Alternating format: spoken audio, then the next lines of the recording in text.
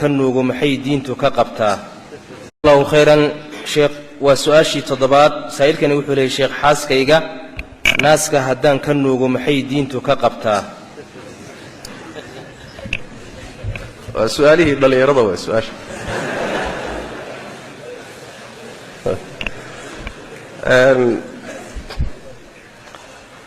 مسألة كوسابسن نينكو إنو حاسكيس الناس كنوغو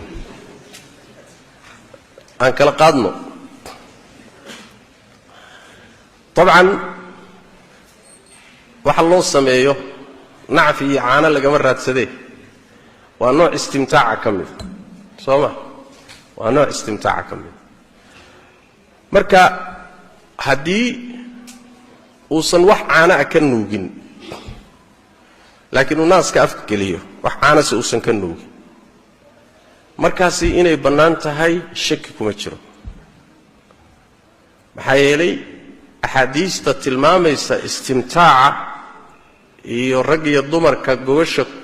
galmada ka hor waxa dhex mara axaadiistaasi ma aynan diidin umumkeedana waxa laga qaadanayaa inuu banaan yahay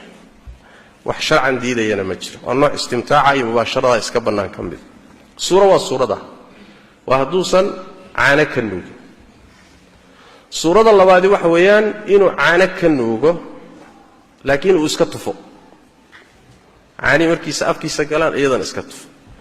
iyadana way banaan tahay wax ishkaalana ma leh suurada saddexaad waxa weeye inuu caana ka nuugo caanihiina liqo sooma ninkaasi caruur ilmihii buu qadiyay marka kaas suurada iyada ah oo markii intuu caana naaska ka nuugo caanihii uu liqo